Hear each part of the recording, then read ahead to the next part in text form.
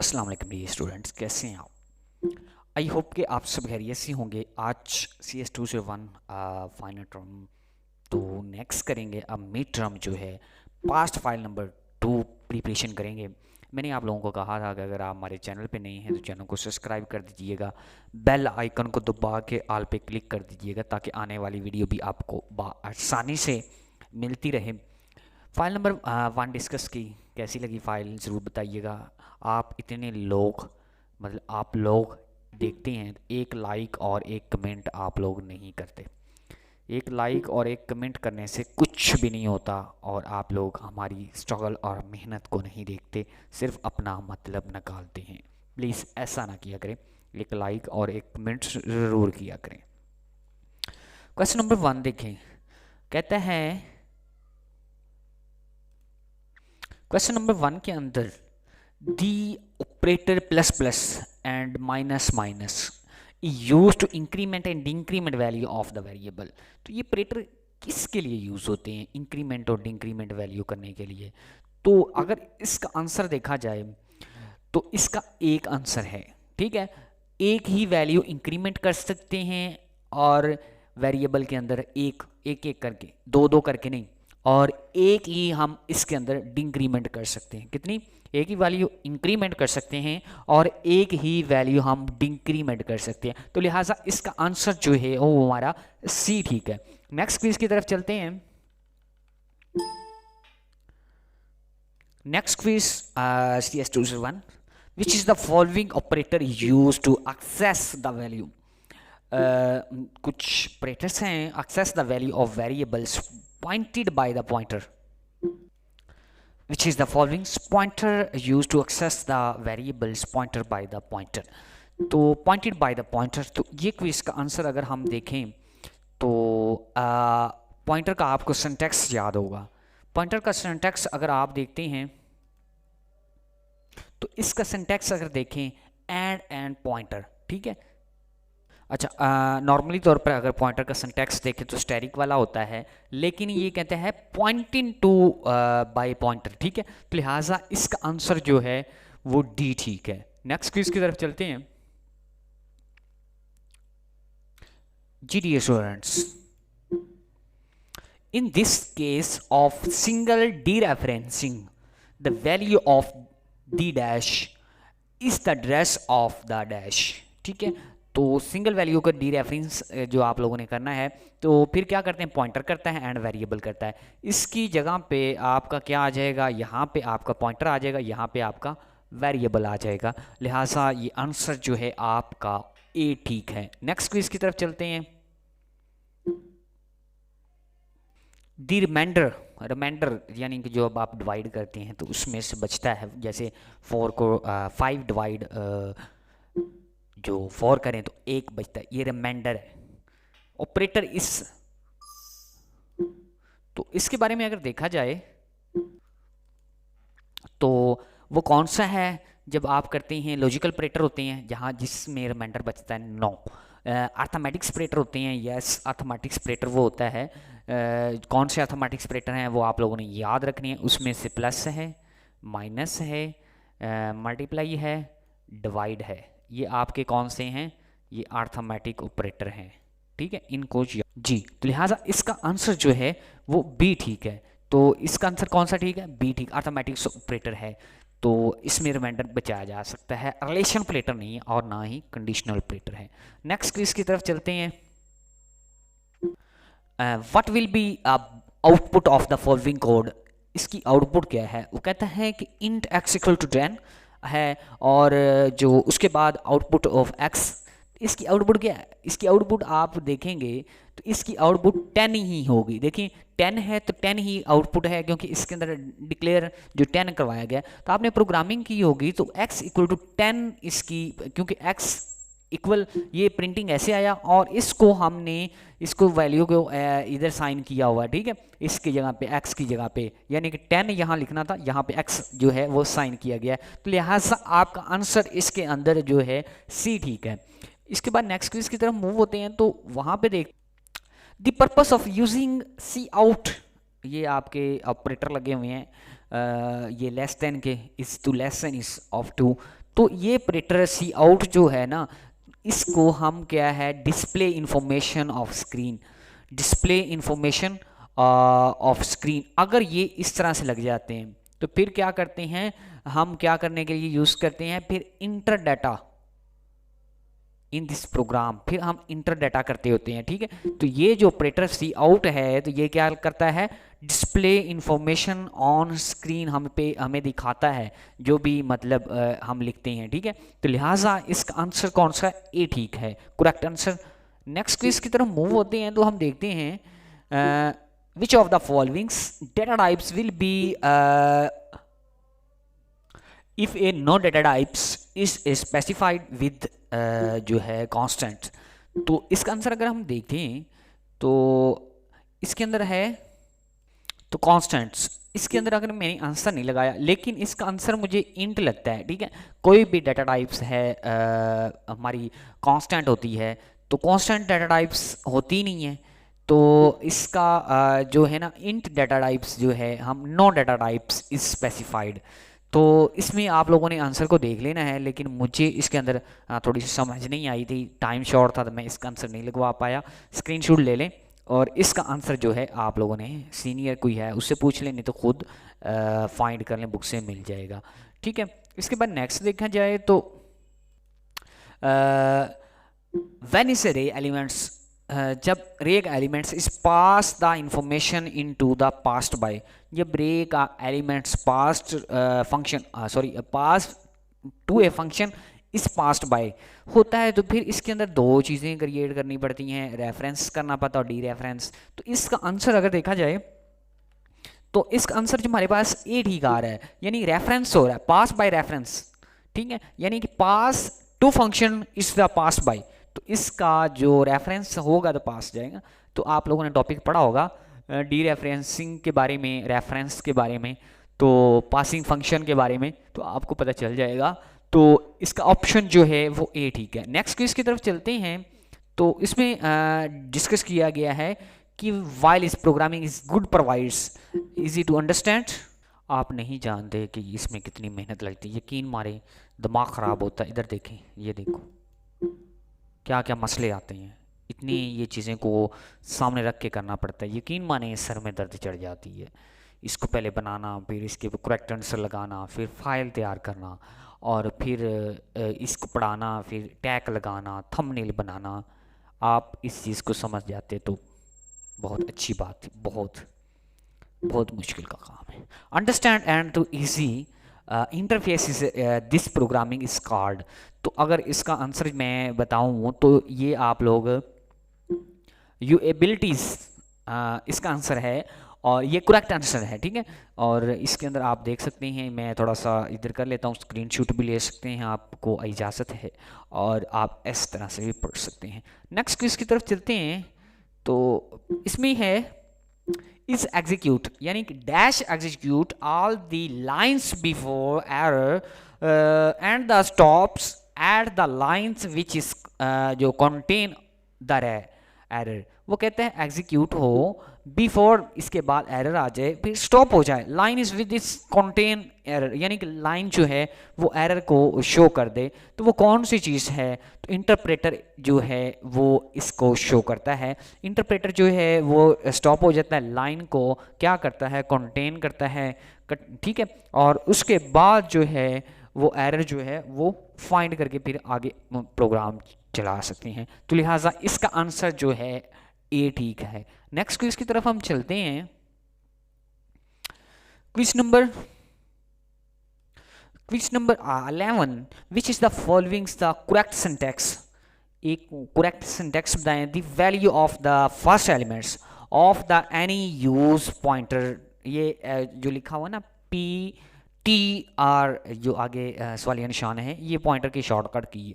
ठीक है, याद रखनी है। तो फिर इसके अंदर अगर हम आंसर देखते हैं, इसका जवाब देखते हैं, तो इसका देखें pointer to in close to brackets 0 नहीं, पॉइंटर जो है स्मॉल ब्रैकेट 0, पॉइंटर 1 0। लिहाजा इसका आंसर जो देखेंगे तो स्टैरिक पॉइंटर जो है बड़ी ब्रैकेट्स 0 × ठीक है, और इसका आंसर जो है हमारे पास कौन सा ठीक है? डी ठीक है, आप इसको भी पढ़ सकते हैं। नेक्स्ट क्विज की तरफ चलते हैं। क्विज नंबर आपका 12। सी इज एन लैंग्वेज। सी कौन सी लैंग्वेज है? तो चलें हम देख लेते हैं कौन सी सी लैंग्वेज है। लो लेवल लैंग्वेज है, ऑब्जेक्ट बेस्ड है, ऑब्जेक्ट है और इसके बाद फंक्शन है। तो आप लोगों का अगर आंसर देखा जाए तो आपकी जो लैंग्वेज है ये कौन सी है? डी वाला ऑप्शन आपका ठीक है। ठीक है, ये आप लोगों ने देख लेना है, ये बार बार आता है। ठीक है, ये फंक्शन वाली लैंग्वेज है। नेक्स्ट क्विज की तरफ चलते हैं। तो quiz number 13। A functions of a functions as a now जो है सिंगुलर्स ऑफ द फंक्शंस। तो इसके अंदर क्या होता है? सिंगुलर फंक्शन को हमने जब देखना होता है, जब हम उसको जानते हैं तो क्या करते हैं, इसके अंदर डेफिनेशन करते हैं, डिक्लेरेशंस करते हैं, कॉलिंग करते हैं, इन्वॉल्विंग करते हैं। तो लिहाजा इसका आंसर जो भी है ठीक है, तो हम फंक्शन को डिक्लेरेशंस में लाते हैं। ठीक है, next please.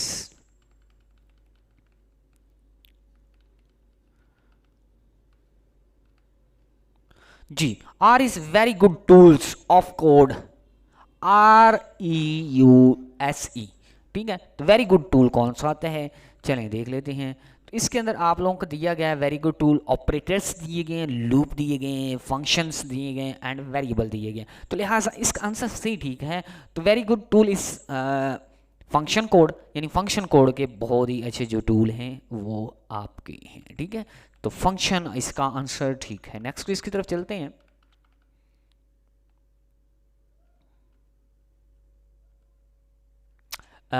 If any break statements, अब स्टेटमेंट्स आ गई, if statements, if else statements और अब break statements is miss in the switch statements.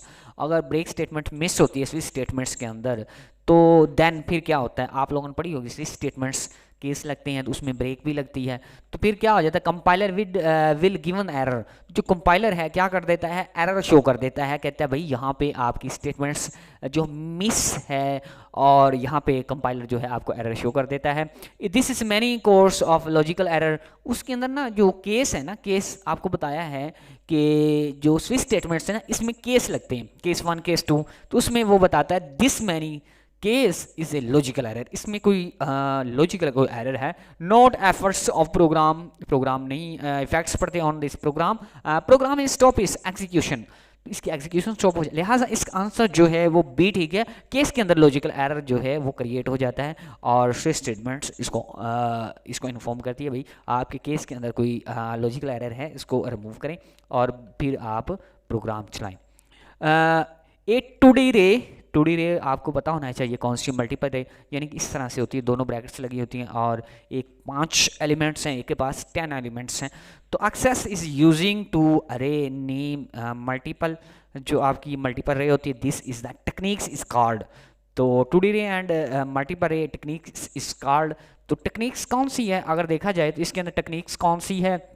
Single री रेफरेंसिंग हो रही है और सिंगल डी रेफरेंसिंग हो रही है, डबल री रेफरेंस हो रही है और डबल डी रेफरेंसिंग हो रही है। ठीक है, इसमें से आपकी जो है डबल डी रेफरेंसिंग हो रही है, इसका आंसर जो है आपका डी ठीक है। ठीक है, इसके बाद नेक्स्ट क्विज की तरफ चलते हैं। Quiz number 17। In this C++, यानी C and C++ defined the command, ठीक है, arguments pass the main function, pass to the main function is. तो अगर इसका आंसर देखा जाए तो फ्लोट इज एवरेज करैक्टर्स, ठीक है, तो नहीं ये भी नहीं ठीक। इसके बाद अगर इसका आंसर देखा जाए बी, इंट ARGE करैक्टर्स, उसके बाद ARGVE, ठीक है, इसका आंसर ये वाला ठीक है। तो आप इसका आंसर कौन सा लगाएंगे? बी ठीक है। और नेक्स्ट भी आंसर दिए गए, लेकिन इसके अंदर थोड़ा सा गौर करें तो आपका क्या है? इंट एवरेज, उसके बाद आप लोगों का करैक्टर, फिर जो है ARGV, ठीक है, इस तरह से आपका जो आंसर है बी ठीक है। नेक्स्ट क्विज की तरफ मूव होते हैं तो हम देखते हैं CS201 प्रिपरेशन सेकंड फाइल हम कर रहे हैं, यानी सेकंड पेपर हम कर रहे हैं। पहले हमने फर्स्ट किया, इंशाल्लाह 5 पेपर इसके ऊपर करेंगे। A record is group of the related, तो एक रिकॉर्ड है, इसका ग्रुप रिलेटेड किसके ऊपर रिलेटेड होता है, यानी इसको किसके लिए देखा जाता है। देखिए एक कोई भी रिकॉर्ड है तो ये रिलेटेड, अब फाइल है, ये जो इसके रिलेटेड जो है डाटा होगा तो फिर ही ना। तो एक रिकॉर्ड को कायम करने के लिए तो हमें किसका ज़रूरत होती है, पहले डाटा की ज़रूरत होती है, ठीक है। डाटा के बाद हम डाटा ले लेते हैं, फिर हम फाइल बनाते हैं, फिर डिफरेंट फील्ड्स में देते हैं, फिर कितने बाइट्स की होती हैं। तो लिहाजा एक ग्रुप किसके रिलेटेड होता है, तो वो डाटा के, ठीक है। तो इसको आप देखें, डिफरेंट किस्म का डाटा होता है, वो ग्रुप इसके रिलेटेड होता है। नेक्स्ट की इसकी तरफ चलते हैं। दी माइक्रोसॉफ्ट वर्ड डॉक्यूमेंट्स यानी DOC इस काइंड ऑफ, यानी कि ये किसकी टाइप है, और माइक्रोसॉफ्ट वर्ड, तो चलो देख लेते हैं ये किसकी टाइप है। तो ये अगर आपको देखा जाए तो ये सिक्वेंशियल फाइल की नो, रैंडम फाइल एक्सेस, जी रैंडम फाइल एक्सेस की ये टाइप है। बाइनरी फाइल एक्सेस नहीं, एग्जीक्यूटेबल फाइल्स नहीं, तो लिहाजा इसका आंसर जो है बी ठीक है, ठीक है जी। डियर स्टूडेंट्स, नेक्स्ट क्विज की तरफ चलते हैं। बहुत मुश्किल काम है, यकीन माने बहुत मुश्किल मैं पढ़ा रहा हूँ। देखते हैं कितने बंदे देखते हैं, क्या वो कमेंट लाइक करके जाते हैं या वैसे ऐसे ही चले जाते हैं। मैं देखूंगा कितने व्यूवर्स आ रहे हैं, अगर व्यूवर्स अच्छे आए, कमेंट लाइक किया, तो फिर मैं नेक्स्ट फाइल पढ़ाऊँगा, नहीं तो फिर बस इतनी बहुत है। Null character is use indicates, null यानी नल होता है खाली character, indicates is of the जो स्ट्रिंग। तो नल करेक्टर के बारे में हम देखते हैं, तो एंड होता है। ये कल भी एक क्विज आया था नल करेक्टर के बारे में, तो इसका आंसर जो है वो बी ठीक है। कल वाले क्विज के अंदर भी इसका आंसर मौजूद था। इसके बाद आप लोगों के जो हैं शॉर्ट क्वेश्चन आ जाते हैं। तो शॉर्ट क्वेश्चन क्या है, कंसीडर इज द स्ट्रक्चर, एक स्ट्रक्चर है वो कंसीडर कर दिया गया है, आप लोगों को दे दिया गया है, ये देख लीजिएगा। और उसके बाद आप लोगों ने इसका बाद 21वां सवाल, वो स्ट्रक्चर कौन सा है, वो 21वां ये है। तो क्या है, इंट कस्टमर है, इंट सैलरी है, एंड फ्लोट आप लोगों की कम्युनिकेशन है। तो इसका जो है कि write this the code declarings customer and variables, ठीक है, sign the value of the structures is salary. तो स्ट्रक्चर के अकॉर्डिंग आप लोग इसका एक प्रोग्राम बनाएं, ये आपसे पूछा गया है, ठीक है। इसको देख लीजिएगा। अब ये क्वेश्चन आप लोगों ने पढ़ लेना है। हाउ डू टू डिमेंशनल रे जो रिलेटेड विद ए मैट्रिक्स, तो इसकी डिमेंशन रे किसके रिलेटेड है और ये मैट्रिक्स बनाएं। तो बट आप लोगों ने ये क्वेश्चन भी रेडी कर लेना है, और नहीं तो फिर आप गूगल पे भी देख सकते हैं, ठीक है। आसान सा क्वेश्चन है, ये क्वेश्चन आपने रजिस्टर्ड पे लिख लें, ठीक है। इसके बाद नेक्स्ट क्वेश्चन नंबर आपका है, identify the each given this function strings, उसके बाद फंक्शन स्ट्रिंग मल्टीप्लिकेशन फंक्शंस। तो एक आप लोगों को दे दिया डबल, दे दिया गया, उस करेक्टर दे दिया गया है, ठीक, इंट दे दिया गया है। तो इसका आंसर भी आप लोग खुद फाइंड करेंगे, इसको एक्सप्लेनेशन आपकी जो है खुद करेंगे, अगर आप लोगों को थोड़ी मोटी प्रोग्रामिंग आती है तो। What is the outputs of the code, ये आप लोगों को कोड दे दिया गया, इसकी आउटपुट सांस सी आउटपुट है, तो आप लोग इसकी फाइंड कर सकते हैं। फॉर लूप लगाया गया है, और इसके बाद आगे जो है इसको थोड़ा सा हल किया गया, तो इसका सम जो है वो फाइंड करना है, ठीक है। तो वो नंबर चलेंगे, यानी कि नंबर चलेगा 1 2 3 4 5 6 7 8, तो इनको जमा करेंगे जितने भी होगा, ये इसकी आउटपुट आ जाएगी, क्योंकि फॉर लूप ऊपर लगा हुआ है, आसान सी आउटपुट शो कर रहा है। उसके बाद नेक्स्ट क्या है, क्विज नंबर 25 क्वेश्चन नंबर 25 है, 5 नंबर का क्वेश्चन है। Output of the following programme आपके पास इंट 5 दे दिया गया है और जी दे दिया गया, और वाइल लूप लगाया गया है। इधर आप देखें तो 5 है, और आई इक्वल टू आई के अंदर प्लस होता रहे, फिर फॉर लूप और आपकी कंडीशन दे दी गई है, सी आउट रे इंट, ठीक है। आगे आप लोगों का इधर आपने सेमीकोलन छोड़ दिया गया, फॉर लूप इंट रे इज रिटर्न। तो इसकी वो उन्होंने कहा है कि आउटपुट दें, प्रोग्राम दे दिया है, कंपाइलर के अंदर आप ये प्रोग्राम लिखें और इसकी आउटपुट आप लोग देख लीजिएगा, सी आउटपुट आपको मिल जाएगी, ठीक है।